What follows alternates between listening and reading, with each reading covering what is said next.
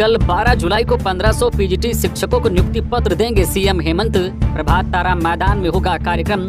1500 PGT शिक्षकों को 12 जुलाई यानी कि कल नियुक्ति पत्र सौंपा जाएगा। 12 जुलाई को दोपहर 12:30 बजे से रांची के धुरवा स्थित प्रभात तारा मैदान में नियुक्ति पत्र दिया जाएगा। इस दौरान मुख्य अतिथि के रूप में मुख्यमंत्री हेमंत सोरेन और विशिष्ट अतिथि के रूप में वित्त मंत्री रामेश्वर उरांव, श्रम मंत्री सत्यानंद भोक्ता उपस्थित रहेंगे। इस समारोह के दौरान विज्ञापन संख्या 2 2023 और 3 2023 के आधार पर 7 विषयों में अंतिम रूप से सफल अभ्यर्थियों को यह नियुक्ति पत्र दिया जाएगा।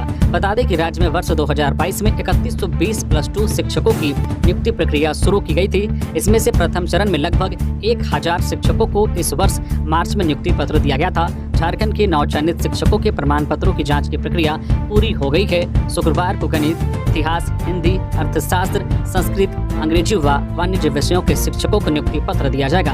बता दें कि नई सरकार बनने के बाद यह पहली बार होगा जब नियुक्ति पत्र सौंपा जाएगा। इस परीक्षा को लेकर कई सवाल भी इधर उठाए जा रहे हैं। राजभवन के पास पिछले 25 दिन से धरना प्रदर्शन कर रहे अभ्यर्थियों का आरोप है कि इस परीक्षा में धांधली हुई थी, इसलिए परीक्षा की सीबीआई जांच की मांग भी इधर उठ रही है। सीएम हेमंत सोरेन बोले, ये सरकार है, आपकी समस्याओं का होगा त्वरित समाधान।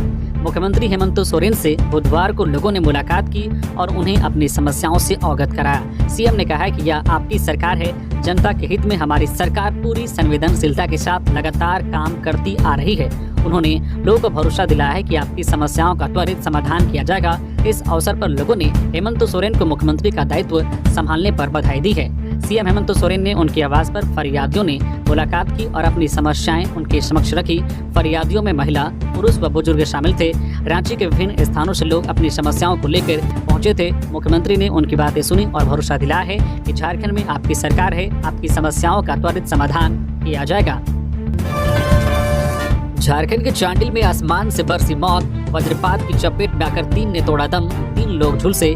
झारखंड के सरायकेला खारसावां जिले के चांडिल के भादुड़ी में बुधवार की शाम वज्रपात से 3 लोगों की मौत हो गई, जबकि 3 लोग झुलस गए हैं। मृतकों में मां बेटा समेत एक अन्य शामिल हैं। हादसे के बाद सभी को तत्काल जमशेदपुर के एमजीएम अस्पताल ले जाया गया, जहां डॉक्टरों ने 3 लोगों को मृत घोषित कर दिया। चांडिल के भादुड़ी साप्ताहिक बाजार में लोग खरीदारी कर रहे थे। इसी दौरान तेज बारिश होने लगी और गरज के साथ वज्रपात ठनका हुआ। हादसे में 3 लोगों की मौत हो गई, जबकि 3 लोग झुलसकर घायल हो गए हैं। हादसे के बाद सभी को तत्काल इलाज के लिए अस्पताल में भर्ती कराया गया। वज्रपात की चपेट में आने से चांडिल के हामसादा निवासी 35 वर्षीय सुभद्रा मांझी, 8 वर्षीय बिजरेश मांझी एवं 28 वर्षीय सुक्कू मारडी की मौत हो गई, जबकि हामसादा निवासी 48 वर्षीय सुगी मुर्मू, माकुला कोचा निवासी 40 वर्षीय इंद्रजीत सिंह एवं 35 वर्षीय गुरुपद सिंह घायल हो गए। इनका इलाज एमजीएम में चल रहा है। भादुड़ी साप्ताहिक बाजार में गरज के साथ बारिश हो रही थी। बारिश से बचने के लिए सभी लोग एक प्लास्टिक के तंबू में ठहरे हुए थे, तभी वज्रपात हो गया। नक्सली बंद का कोल्हान में दिखा असर, लंबी दूरी की नहीं चली बसें, स्कॉट वाहन के साथ गई रेलवे की सवारी गाड़ी। बुधवार को भाकपा माओवादी नक्सली संगठन के द्वारा 1 दिवसीय कोल्हान बंद बुलाया गया था। इससे पहले मंगलवार को पश्चिमी सिंहभूम जिले के विभिन्न क्षेत्रों में भाकपा माओवादी नक्सलियों के द्वारा पोस्टर बैनर भी टांगा गया था। वही बंदी को लेकर जिला प्रशासन की टीम द्वारा पूरी सतर्कता बरती जा रही थी। साथ ही नक्सलियों से निपटने के लिए जिला पुलिस एवं सीआरपीएफ के जवान पूरी तरह से मुस्तैद रहे। इधर रेलवे के द्वारा भी सवारी गाड़ियों के आगे एस्कॉर्ट गाड़ी चलाकर ट्रेनों का परिचालन कराया। हालांकि रात 2 बजे से लेकर सुबह 6 बजे तक हावड़ा मुंबई मार्ग अवरुद्ध रहा था। मंगलवार देर रात नक्सलियों ने मनोहरपुर से जरायकेला ट्रेन मार्ग के बीच पोस्टर लगाकर आईडी लगाने की कोशिश की, लेकिन नक्सली आईडी लगाने में नाकाम रहे। इधर जिला मुख्यालय से राजधानी रांची सहित पड़ोसी राज्य ओडिशा एवं बिहार जाने वाले करीब 50 बसें चाईबासा बस स्टैंड में ही खड़ी रही, जिससे बस मालिकों को लाखों रुपए का नुकसान भी हुआ है। बंदी के दौरान पश्चिमी सिंहभूम जिले से कहीं भी कोई अप्रिय घटना की सूचना शाम 6 बजे तक नहीं मिली थी। झारखंड में मानसून फिर हुआ एक्टिव। आज से राज्य के कई हिस्सों में होगी झमाझम बारिश। झारखंड में पिछले 4 दिनों से कमजोर पड़ा मानसून एक बार फिर एक्टिव होने जा रहा है। मानसून के इस रिवाइवल से आज गुरुवार से लेकर 13 जुलाई तक राज्य के कई इलाकों में मेघ गर्जन और वज्रपात के साथ अच्छी वर्षा होने की उम्मीद है। वहीं कुछ इलाकों में भारी बारिश की संभावना जताते हुए मौसम केंद्र रांची ने अलर्ट जारी किया है। रांची मौसम केंद्र के निदेशक और मौसम पूर्व अनुमान वैज्ञानिक अभिषेक आनंद ने बताया कि पिछले 4 दिनों से झारखंड में मानसून के कमजोर पड़ने की वजह से कहीं कहीं छिटपुट वर्षा हुई है, तापमान में बढ़ोतरी हुई है। अब एक बार फिर राज्य में मानसून सक्रिय होता दिख रहा है।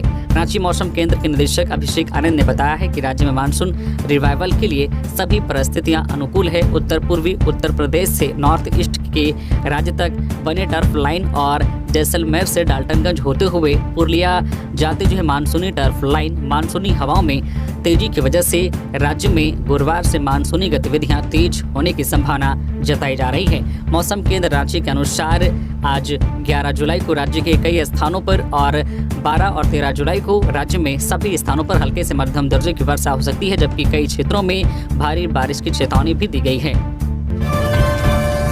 चतरा में सड़क दुर्घटना में 3 लोगों की हुई मौत, 5 घायल। चतरा में बुधवार को हुए अलग अलग सड़क दुर्घटना में 3 लोगों की मौत हो गई, जबकि 5 लोग गंभीर रूप से घायल हो गए। सभी घायलों को सदर अस्पताल चतरा में प्राथमिक उपचार के बाद बेहतर उपचार के लिए हजारीबाग मेडिकल कॉलेज रेफर कर दिया गया है। पहली घटना सदर थाना क्षेत्र के ऊटा कंदरिया मुख्य सड़क पर घटी, जहां बारात से लौट रही एक स्विफ्ट डिजायर वाहन एलपी ट्रक से जा टकराई। इस घटना में पिंटू वर्मा नामक युवक की मौत हो गई, जबकि अन्य 3 गंभीर रूप से घायल हो गए। दूसरी घटना सिमरिया थाना क्षेत्र के देल्हो गांव के समीप घटी, जहां सिंह वाहिनी नामक यात्री बस ने मोटरसाइकिल सवार पति पत्नी को रौंद दिया, जिसमें पति दीपक पाठक की मौत हो गई, जबकि पत्नी घायल हो गई। तीसरी घटना टंडवा थाना क्षेत्र में घटी, जहां कोल वाहन के चकमे में आकर टेम्पो पलट गई और महेश्वर भुइया की मौत हो गई, जबकि एक का कमर टूट गया। सभी मृतकों को पोस्टमार्टम के लिए सदर अस्पताल भेज दिया गया, जबकि घायलों को हजारीबाग रेफर किया गया है। झारखंड में समय से पहले हो सकता है विधानसभा चुनाव, जायजा लेने पहुंची ईसीआई की टीम। झारखंड में विधानसभा चुनाव समय से पहले अक्टूबर माह में हो सकता है। चुनाव 2 या 3 चरणों में हो सकता है। भारत निर्वाचन आयोग तथा राज्य के मंत्रिमंडल निर्वाचन विभाग की तैयारियों से यह संभावना बन रही है। विधानसभा चुनाव की तैयारियों का जायजा लेने भारत निर्वाचन आयोग की टीम 2 दिवसीय दौरे पर बुधवार को रांची पहुंची है। आयोग की टीम में वरीय उप निर्वाचन आयुक्त धर्मेंद्र शर्मा, वरीय उप निर्वाचन आयुक्त नितेश कुमार व्यास, प्रधान सचिव अरविंद आनंद आदि सम्मिलित हैं। टीम ने रांची पहुंचने के बाद मुख्य निर्वाचन पदाधिकारी के रवि कुमार एवं अन्य अधिकारियों के साथ बैठक की। टीम द्वारा आज गुरुवार को पतरातू पर्यटन विहार स्थित सभागार में राज्य में मतदाता सूची के द्वितीय विशेष संक्षिप्त पुनरीक्षण कार्यक्रम 2024 के तहत चल रहे कार्यों को लेकर भी सभी जिला निर्वाचन पदाधिकारियों के साथ समीक्षा करेगी। साथ ही विधानसभा चुनाव की तैयारियों की समीक्षा करेगी। विभाग की योजनाओं के क्रियान्वयन में लाए तेजी, इरफान अंसारी। ग्रामीण विकास, ग्रामीण कार्य एवं पंचायती राज मंत्री इरफान अंसारी ने विभागीय अधिकारियों के साथ उच्च स्तरीय बैठक की। उन्होंने ग्रामीणों को योजनाओं का सीधा लाभ पहुंचाने के लिए संबंधित योजनाओं पर तेज गति से कार्य करने का निर्देश दिया। मंत्री इरफान अंसारी ने कहा है कि विकास की गति तेज करने में आपका अहम रोल है। ऐसे में विभाग इस बात का विशेष ख्याल रखे कि योजनाएं तय समय सीमा में पूरी हो। उन्होंने कहा कि समाज के अंतिम पायदान में खड़े व्यक्ति तक सरकार की योजनाओं का लाभ पहुंचे। मंत्री इरफान अंसारी ने अबुआ आवास योजना की समीक्षा करते हुए कहा, इस योजना के लाभुक गरीब और जरूरतमंद होते हैं। ऐसे में न्यूनतम दर पर उन्हें आवास निर्माण के लिए बालू जैसी निर्माण सामग्री उपलब्ध कराने की पहल करे। उन्होंने अबुआ आवास योजना के तहत पहले चरण में स्वीकृत किए गए 2 लाख आवास और इसकी पहली किस्त की राशि जारी होने के उपरांत आवास निर्माण की प्रगति की जानकारी ली और इसमें तेजी लाने का निर्देश दिया है। उन्होंने कहा है कि लाभुकों के चयन प्रक्रिया में पूरी पारदर्शिता रखे। मंत्री ने अन्य योजनाओं के क्रियान्वयन में भी तेजी लाने का निर्देश दिया है। बीजेपी सांसद दीपक प्रकाश को बनाया गया राज्यसभा का सचेतक। बीजेपी के राज्यसभा सांसद और पूर्व प्रदेश अध्यक्ष दीपक प्रकाश को राज्यसभा में बीजेपी का सचेतक बनाया गया है। नई जिम्मेदारी दिए जाने पर दीपक प्रकाश ने पार्टी नेतृत्व का आभार प्रकट किया है। प्रकाश ने कहा है कि नए दायित्व पर वे ईमानदारी से काम करेंगे और संबंधित समस्याओं का हल करने का प्रयास करेंगे। बता दें कि दीपक प्रकाश को बिहार बीजेपी का सह प्रभारी भी बनाया गया है। जेपी नड्डा ने इस आशय का पत्र 5 जुलाई को जारी किया था। बीएड के छात्रों को जल्द करे छात्रवृत्ति का भुगतान, सीएम हेमंत ने दिया आदेश। मुख्यमंत्री पद की शपथ लेने के साथ ही हेमंत सोरेन सहित उनका पूरा मंत्रिमंडल रेस हो गया है। एक तरफ पदभार ग्रहण करते ही धड़ाधड़ बैठकें हो रही है और निर्देश दिए जा रहे हैं, तो दूसरी तरफ एक बार फिर ट्विटर पर मुख्यमंत्री हेमंत सोरेन एक्टिव हो गए हैं। लोग की फरियाद सुन रहे हैं, सिर्फ फरियाद सुन ही नहीं रहे हैं बल्कि सीधे संबंधित मंत्री और अधिकारी को कड़े निर्देश दे रहे हैं। ताजा मामला बीएड के छात्रों को मिलने वाले छात्रवृत्ति से जुड़ा हुआ है। बुधवार को ट्विटर यानी कि एक्सपर्ट सरायकेला जिला के रहने वाले संजय कुमार महतो ने मुख्यमंत्री को बताया कि वह बीएड सत्र 2019-21 का छात्र था। दोनों साल छात्रवृत्ति के लिए फाइनेंशियल अप्रूवल भी किया गया, लेकिन राशि का भुगतान अभी तक नहीं किया गया है। संजय ने यह भी बताया है कि रांची जिले के छात्र जो उसी कॉलेज के थे, उन्हें दोनों सत्र 20,000 रुपए का भुगतान किया गया। संजय के इस ट्वीट पर मुख्यमंत्री हेमंत सोरेन ने संज्ञान लिया और तुरंत विभागीय मंत्री दीपक बिरुवा को इस पर संज्ञान लेने और ऐसे सभी मामलों का शीघ्र निपटारा करने का निर्देश अधिकारियों को दिया है। मुख्यमंत्री हेमंत सोरेन के निर्देश मिलते ही विभागीय मंत्री दीपक बिरुवा ने तुरंत संज्ञान लिया। पहले तो उन्होंने शिकायतकर्ता से एप्लीकेशन नंबर शेयर करने को कहा। उसके बाद जिला कल्याण पदाधिकारी सरायकेला से 24 घंटे के अंदर मामले में जवाब मांगा। दुमका में सड़क दुर्घटना, हाईवा ने बाइक सवार 2 युवकों को कुचला, घटनास्थल पर हुई दोनों की मौत। दुमका जिले के शिकारीपाड़ा थाना क्षेत्र के सरस डंगाल गांव में बुधवार को एक हाईवा ने 2 बाइक सवार युवकों को कुचल दिया, जिसमें दोनों युवकों की घटनास्थल पर ही मौत हो गई। मृत युवकों की पहचान शिकारीपाड़ा थाना क्षेत्र के हरिपुर गांव निवासी शिशु मुर्मू और मटरू हेम्ब्रम के तौर पर की गई है। दोनों युवकों की उम्र करीब 23 से 24 वर्ष के आसपास है। परिजनों से मिली जानकारी के मुताबिक दोनों युवक अपने गांव हरिपुर से शिकारीपाड़ा बाजार मोबाइल खरीदने के लिए जा रहे थे। घर से 4 किलोमीटर का ही सफर तय किए थे कि पीछे से एक अनियंत्रित हाईवा ने उन्हें अपनी चपेट में ले लिया। इस घटना की जानकारी मिलते ही मृतकों के परिजन मौके पर पहुंच गए और विलाप करने लगे। वही घटनास्थल पर ग्रामीणों की भीड़ जुट गई। आक्रोशित परिजनों और ग्रामीणों ने मुआवजे की मांग को लेकर दुमका रामपुर हाट मुख्य मार्ग NH 114A को जाम कर दिया। एसीपी हजारीबाग की बड़ी कार्रवाई, सदर अंचल का कर्मचारी 4,000 रुपए रिश्वत लेते रंगे हाथ गिरफ्तार। एसीपी ने हजारीबाग सदर अंचल कार्यालय में कार्यरत एक कर्मचारी को 4,000 रुपए रिश्वत लेते हुए उसके आवास से रंगे हाथ गिरफ्तार किया है। कर्मचारी ओहदार तिर्की सदर अंचल में कार्यरत है। आवेदक ने एसीबी को आवेदन देते हुए बताया था कि कर्मचारी ओहदार तिर्की 2 डिसमिल जमीन का LPG बनाने के लिए 4,000 रुपए रिश्वत मांग रहा है। Hazaribagh anti corruption bureau SP Arif इकराम के नेतृत्व में टीम गठित कर जांच की गई। जांच में मामला सत्य पाया गया, जिसके बाद कर्मचारी ओहदार तिर्की को 4,000 रुपए रिश्वत लेते हुए रंगे हाथ गिरफ्तार किया गया। सितंबर तक 30,000 नियुक्ति का दावा सरकार का जुमला मात्र है। सुदेश महतो। पूर्व उप मुख्यमंत्री सह आजसू पार्टी अध्यक्ष सुदेश कुमार महतो ने सितंबर तक हेमंत सरकार द्वारा 30,000 नियुक्ति देने के दावे को जुमला बताया। कहा कि प्रतिवर्ष 5 लाख युवाओं को नौकरी देने का वादा कर जनादेश प्राप्त करने वाली सरकार 5 सालों में मात्र 8,287 नियुक्तियां देने में सफल रही। इसमें से 6,426 नियुक्तियां पूर्व के रघुवर दास की सरकार में घोषित की गई थी।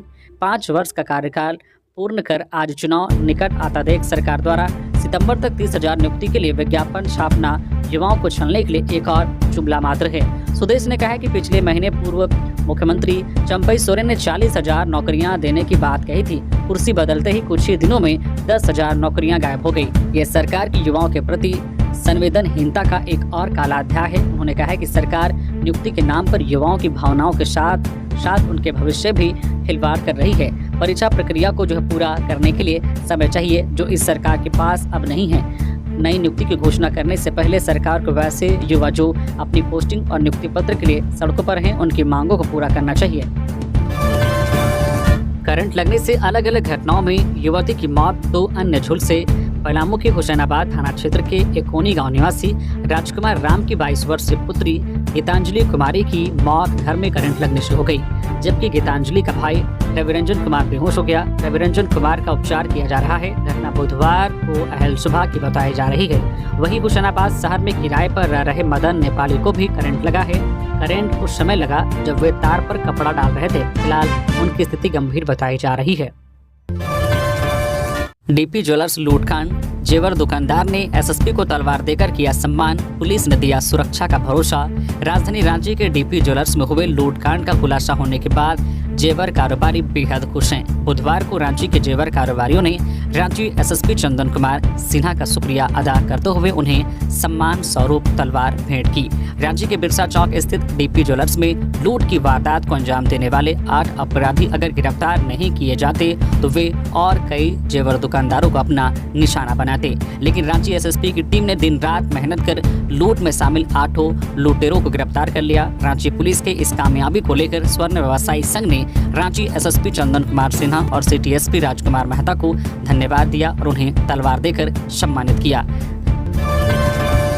18 जुलाई से झारखंड विधानसभा का मानसून सत्र, कब चुना जाएगा कांग्रेस विधायक दल का नेता, क्या बोले प्रदेश अध्यक्ष। झारखंड विधानसभा का मानसून सत्र 18 जुलाई से आहूत है। इससे पहले कांग्रेस विधायक दल का नेता का चुनाव करने की बताते चले कि पूर्व मंत्री आलमगीर आलम पार्टी विधायक दल के नेता थे, लेकिन उनकी गिरफ्तारी के बाद से यह पद खाली चल रहा है। वही विधानसभा के अंदर पार्टी के विधायकों का प्रतिनिधित्व करने का जिम्मा विधायक दल के नेता का होता है। कांग्रेस प्रदेश अध्यक्ष राजेश ठाकुर ने कहा कि विधानसभा के मानसून सत्र में विधायक दल के नेता की जरूरत होती है।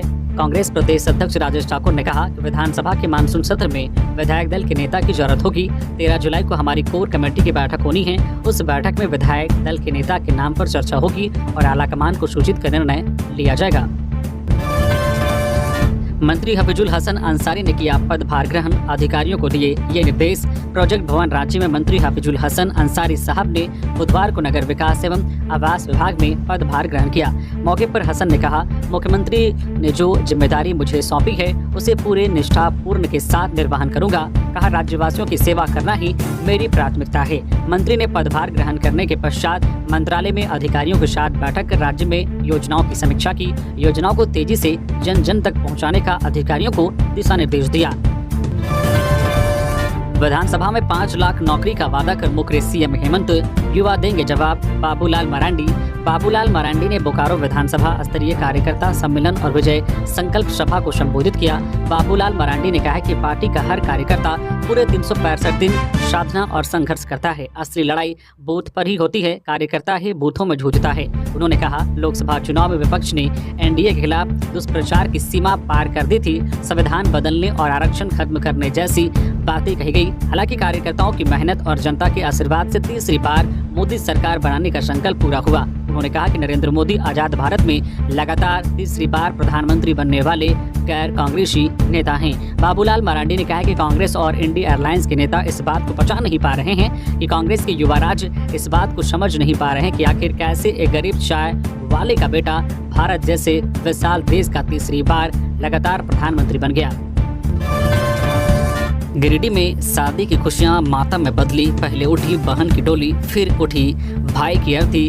गिरिडीह के बगोदर थाना क्षेत्र के चौधरी बांध में बिजली तार की चपेट में आने से एक युवक की मौत हो गई। घटना के बारे में बताया जाता है कि चौधरी बांध निवासी राहुल पांडे, जो कि अपनी चचेरी बहन की शादी कार्यक्रम को लेकर घर में ही खाना बना रहा था, इसी दौरान खाना बनाने की जगह पर एलटी लाइन होकर गुजरा हुआ था। इसी दौरान राहुल पांडे एलटी बिजली करंट तार की चपेट में आ गया, जिससे वो झुलस गया। इधर घटना के बाद लोगों ने किसी तरह बिजली काटकर उसे बचाया गया।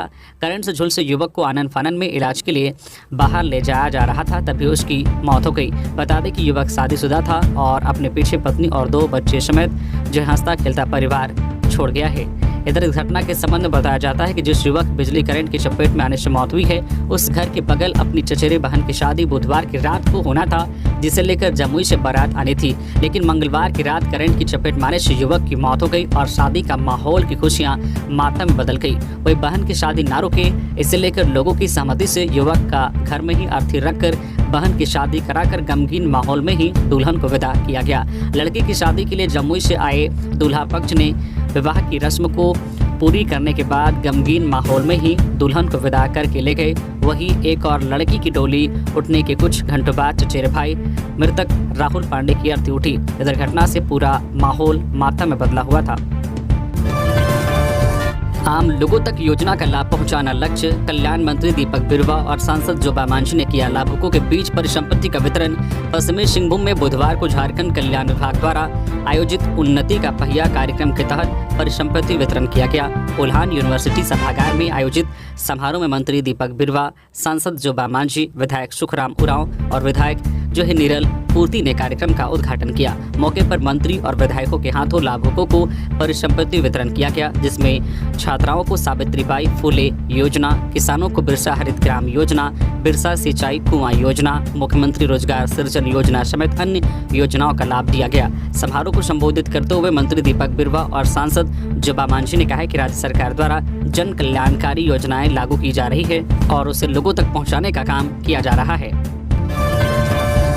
रांची के कांटाटोली फ्लाईओवर को अगस्त के तीसरे हफ्ते तक चालू करे सचिव। मुख्यमंत्री हेमंत सोरेन के निर्देश पर मुख्यमंत्री के सचिव तथा नगर विकास एवं आवास विभाग के सचिव अरवा राजकमल ने विभाग के अधिकारियों, जुड़को और स्मार्ट सिटी के महाप्रबंधक के साथ बैठक की। बैठक बुधवार को प्रोजेक्ट भवन स्थित सचिव कक्ष में आयोजित की गई। बैठक के बाद सचिव अरवा राजकमल ने बताया कि मुख्यमंत्री के निर्देश पर जुड़को के वरीय पदाधिकारियों को आगामी अगस्त माह के तीसरे सप्ताह तक उद्घाटन कराकर आम जनता के आवागमन के लिए खोल देने का आदेश दिया गया है। साहिबगंज में पत्नी को हंसिया से काटा, पति को मार दी गोली, अज्ञात हमलावरों ने दिया वारदात को अंजाम। साहिबगंज के मुफस्सिल थाना क्षेत्र के गदाई दियारा में अज्ञात हमलावरों ने पत्नी को हंसिया से काट दिया और इसके बाद पति को भी गोली मार दी। इससे पति की मौत हो गई। मिली खबर के मुताबिक पत्नी को अपराधियों ने हंसिया से काटने के साथ ही उसकी पिटाई भी की है। इससे पत्नी की हालत गंभीर बनी हुई है। पुलिस मामले की जाँच में जुटी हुई है। बताया जा रहा है कि मृतक का आपराधिक इतिहास रहा है।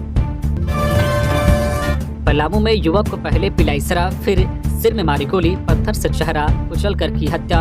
पलामू के छतरपुर से हरिहरगंज जाने वाली NH 98 4 लेन सड़क के किनारे दीनादाग बोर्ड के समीप टोंगरी पर एक अज्ञात युवक का शव मिला है।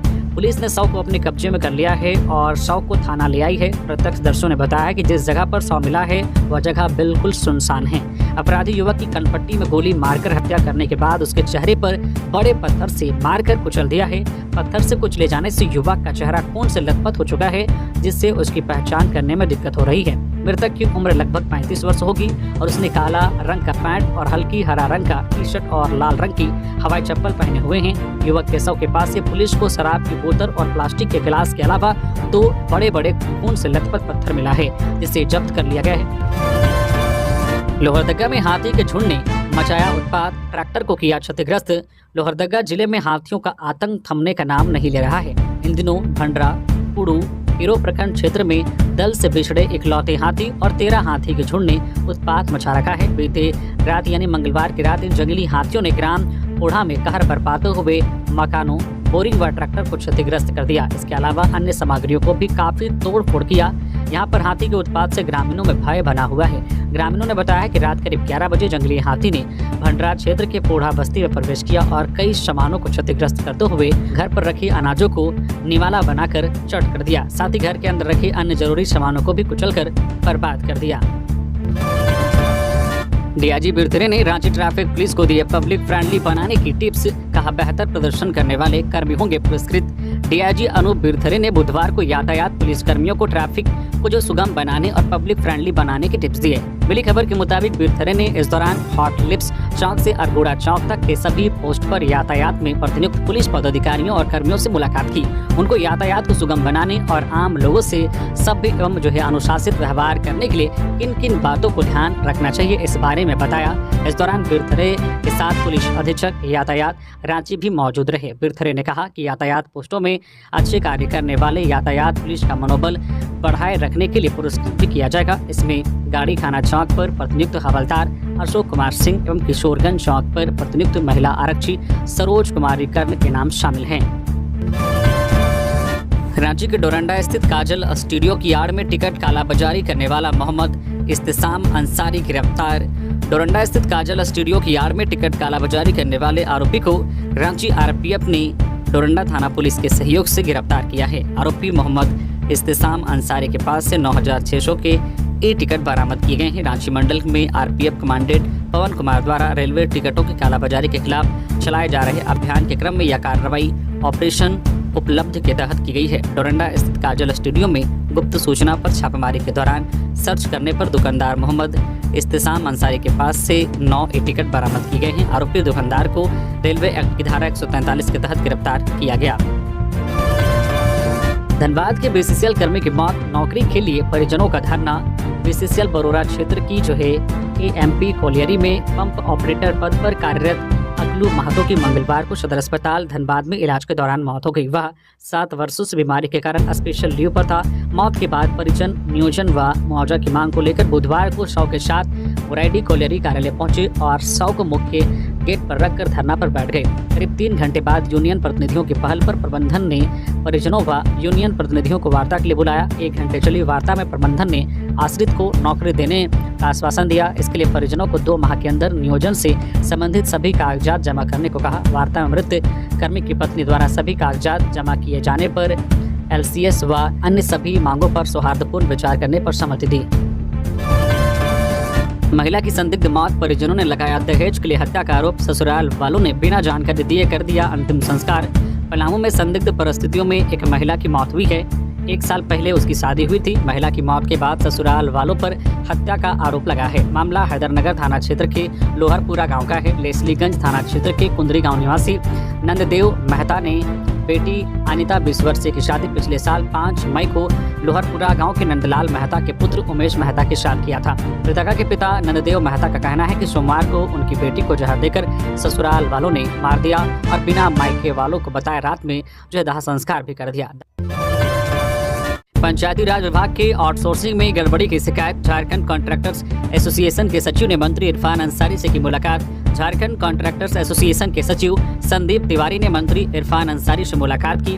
उन्होंने राज्यों के पंचायती राज विभाग में केंद्रीय योजना के संचालन में गड़बड़ी की शिकायत की है। उन्होंने कहा, राज्य के पंचायती राज विभाग ने पिछले वर्ष निविदा निकाली थी, परंतु विभाग के अधिकारियों ने कुछ एजेंसियों के साथ तालमेल कर निविदा में गड़बड़ी की है। झारखंड कॉन्ट्रैक्टर्स एसोसिएशन की तरफ से इसकी शिकायत करते हुए उन्होंने कहा, इस मामले को पहले भी उठाया गया है। विभाग ने निविदा रद्द कर कुछ दिनों के बाद पुनः निविदा प्रकाशित किया, परंतु विभागीय अधिकारियों का कुछ एजेंसियों के साथ तालमेल बन गया है। उनके लिए सभी नियम कानून ताक पर रखकर कुछ भी निर्णय करने को तैयार रहते हैं। संदीप तिवारी ने बताया कि निविदा में कुल 3 एजेंसियों के चयन की बात लिखी गई है, परंतु 5 एजेंसियों का चयन किया गया है। धनबाद के झरिया में तेज कार चलाने से मना करने पर गोली मारने के मामले में 3 आरोपी गिरफ्तार। बीते 8 जून की रात करीब 9:30 बजे झरिया के चौथाई कुल्ली में तेज गति से कार चलाने को लेकर हुए विवाद में चौथाई कुल्ली निवासी अमन रवानी उर्फ गप्पी को कुछ युवकों के द्वारा मारपीट करने और गोली मारकर गंभीर रूप से घायल करने का मामला प्रकाश में आया था, जिसमें पुलिस को सफलता मिली है। 3 आरोपियों को पुलिस ने गिरफ्तार कर लिया है। लैंड स्कैम, मोहम्मद इरशाद की जमानत याचिका खारिज। सीएम हेमंत सोरेन से जुड़े बड़गांव की 8.86 एकड़ जमीन घोटाला मामले में आरोपी मोहम्मद इरशाद जमानत अर्जी पर पीएमएलए की विशेष कोर्ट ने फैसला सुनाया है। कोर्ट ने मोहम्मद इरशाद की जमानत याचिका खारिज कर दी। पूर्व में कोर्ट ने दोनों पक्षों की सुनवाई पूरी होने के बाद अपना फैसला सुरक्षित रखा था। बता दें कि 16 अप्रैल को जमीन कारोबारी मोहम्मद इरशाद, विपिन सिंह, प्रियरंजन सहाय और जेएमएम नेता अंतु तिर्की को ईडी ने गिरफ्तार किया था। इससे पहले 15 अप्रैल को ईडी ने जेएमएम नेता अंतु तिर्की समेत कई जमीन कारोबारियों के ठिकाने पर छापेमारी की थी। गिरफ्तारी के बाद से सभी